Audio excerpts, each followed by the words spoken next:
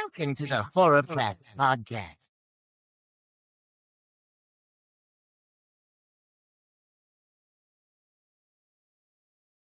Hello, horror fans. It's me, Cass, Kylie.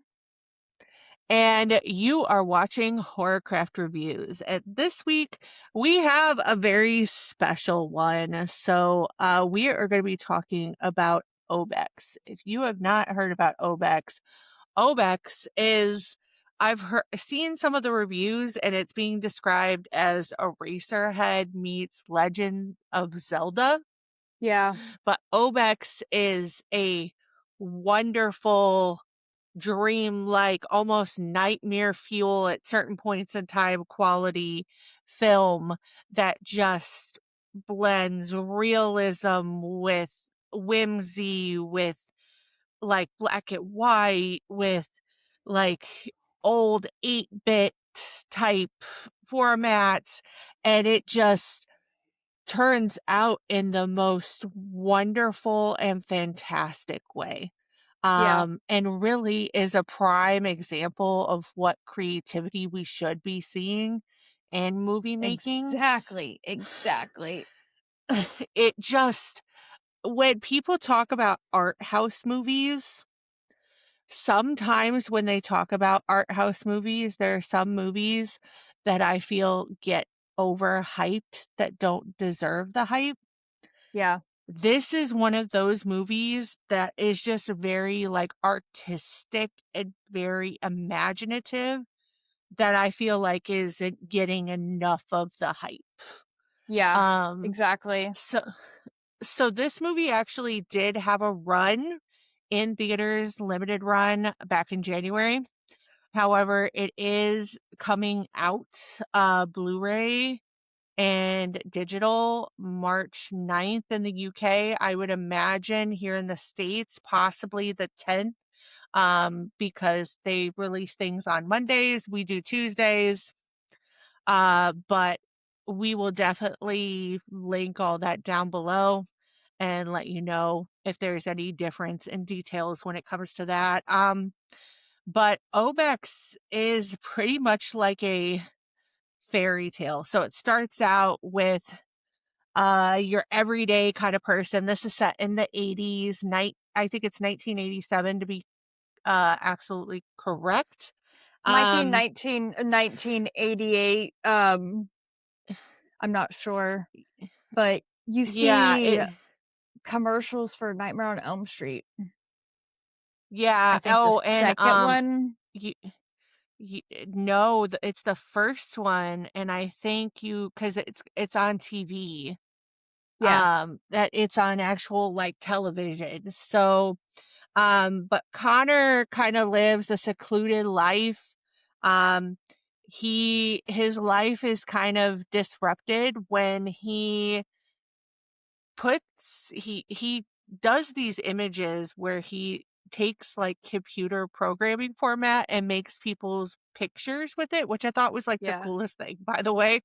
Yeah. Um, but he sees an ad for a game called Obex, and he puts a video out saying that he would like to be put in Obex, and they send Obex to him. He plays Obex only for then the most possible unfortunate thing to happen, which is his dog Sandy, which is kind of his lifeline in life, gets Yeah. taken by the game. And Yes. so reality and game work kind of merge together, and Connor actually has to go into the Obex world to rescue Sandy, and he navigates this strange realm while navigating themes of grief and confronting reality and kind of his blindness to wanting Yeah. to turn away from life for a really long time. And it merges in really great, interesting ways. So we are getting to the point where we are going to be hitting a spoiler alert in effect. Again, we're not going to be spoiling it too much because I want you guys to watch it. But I will warn you ahead of time, if you do not like bugs, specifically cicadas, this Yeah. is not the movie for you. Um, I but I loved did that re part about it I so love much. I I don't feel like I cicadas are love used enough in horror movies. Well, this is not really a horror no, movie. and Well, it is. It's fantasy, horror, sci-fi. I loved it because it kind of, like, portrays his almost, like, begrudging, like, beef with the world. That Yeah. it expands to the cicadas kinda taking over. I thought some of the uses of different things that were put in it were absolutely funny, like him watching the cooking show, and they're talking about using the cicadas and, like, omelets and stuff like that. I thought Yeah, that was yeah. funny and absolutely hilarious, I feel like and, that's such um a, like, 80s, early 90s type of commercial you would see on TV. yeah, most definitely, and I feel like when he gets sucked into the OBEX world, just so many different parts of it stuck out to me, like the TV set, Vic the Victrola that's, like, his friend, um, his actual, like, his mom's car that they're using to, Yeah, like, get away with, the, like, yeah. fairies that heal him, Yeah, Victor um was his dad's TV, and I just love that. He's like, "Your dad loved you so much," and made me cry. I'm about to cry right now, again, on the internet. No, but it was, and it's just, like, confronting so many just different things, and, like, before he gets sucked into Obex, Connor is really living his life secluded. He gets his groceries delivered by somebody, um, and they are leaving, and so he's kinda having to, like we see even him calling and saying, "Oh, this cheese is wrong," and she's like, "Oh, I had to get that certain cheese because of they were out of the other," and him just kinda being like but we find out, like, really deeper on a level that, like, he has not dealt with the losses of his Yeah, life, and they are just deeply tucked in, and Sandy has kinda become his life raft and all of that. So as he's grappling with the idea of possibly losing Sandy, yeah, he is also confronting some really deep, dark, hidden truths within himself. And I think so many things were done just so well. And yeah, I like, do I teared up when, Connor was, like, talking about his parents, like, his dad died very young, his mom, like, the way he said, "I love my mom, she was the greatest," like, it just I don't even it and then Victor's, like, idea of what heaven is was just so beautiful, like, the whole movie just felt like, honestly, for me, like a dream that I would have and my parents being in it, but it being very yeah. weird and just not really quite making sense, you know what I mean? So, it just I don't know, there was just so many great themes on grief and death that, like, were heavy and profound, and it worked. Yeah, I feel like the way that I view The Crow for those themes and how that was not the intended, like, viewing for The Crow. I mean, it does deal with that, but, like, how The Crow has become that for so many people because of Brandon Lee's death. This was, like, almost a Dungeons& and Dragons version of like how to mitigate grief and how you go through your own fantastic adventure Yeah. to find yourself through that grief. Yeah. and the way that that unfolds, and just some of the imagery, like, Was was just insane to me. fantastic. I don't think some people are gonna like it, but I thoroughly enjoyed it. It was very creative. Um, this is just stuff we're not seeing in movies these days, man. Like, oh, this was better than Scream 7. I didn't completely hate Scream 7, but I got a lot of issues with Scream 7. But I think we need more original creative ideas. We need people taking more risks, and I think we also, as fans of the genre, need to be appreciating those risks, originality, and creativity.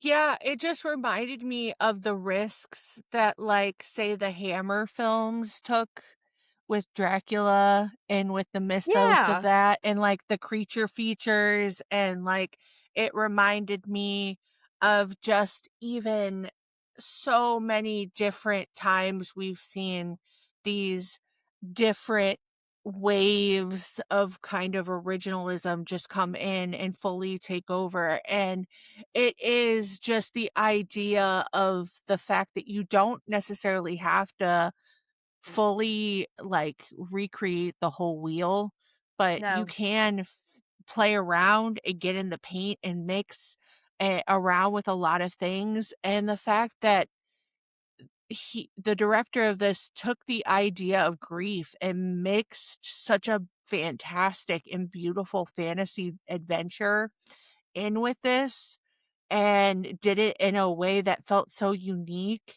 and so just profound, but also horrifying in its own ways, really is just kind of a masterclass of not needing so many things to, like, you don't have to have, like, it's a an yeah, it's another one where, like, you're not gonna find blood, guts, and gore in this one, and, like, mm-mm. it's not needed. Like, we all have animals and pets that we love. What would you do?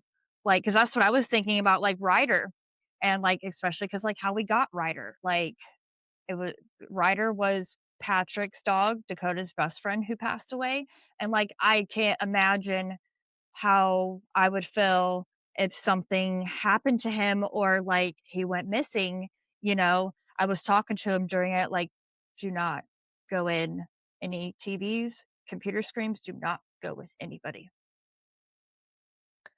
Yeah,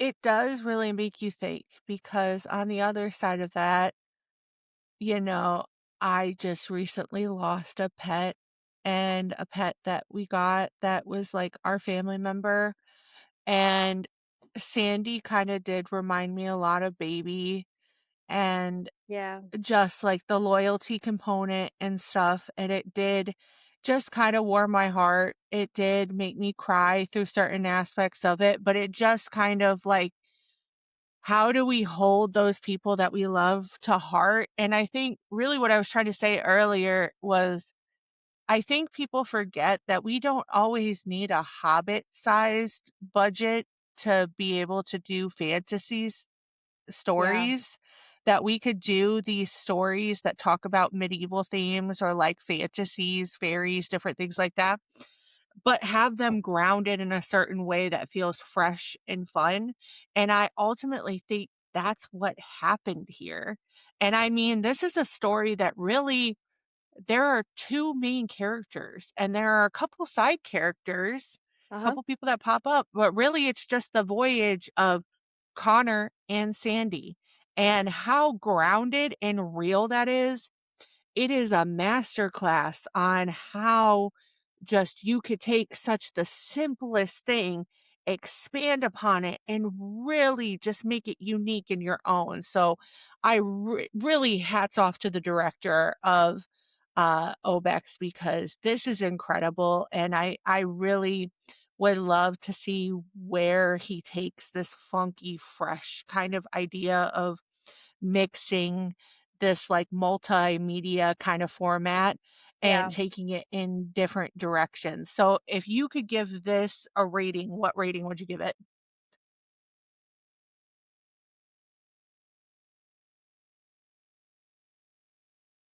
10 out of 10. I said it. Yeah. Yeah. I would say I was almost at a 9.5, but even just talking about this now A 10 out of and 10. like really thinking about just the creativity and some of the movies that we have seen lately in the genre, especially like fantasy genre and the letdown with some of them, I would definitely say 10 out of 10. It's so different. And I get it. If you don't like this film, I get why you maybe not like it because it is one of those films where you're either going to get it or you're not. But if Yeah. you do get it and you get it on a human level, I mean, just understand that you are going into something that is very unique and different and go in with no expectations and just really enjoy the ride for what it is. Um, and for what everything you can get out of it, because I think it's absolutely enjoyable. So, um, this is, like we said, overseas. This is going to be on, digital and DVD, well, Blu-ray on March 9th. We should be getting it on March 10th, but we will check that to make sure. Um, but we highly recommend you check this out. And if you do check this out and you feel the same way that we did or you didn't, please let us know in the comments down below what you think. And until next time, it's me, Cass, Kylie. and we are the Horrorcraft Podcast, and we're saying bye and stay spooky. Bye. Bye.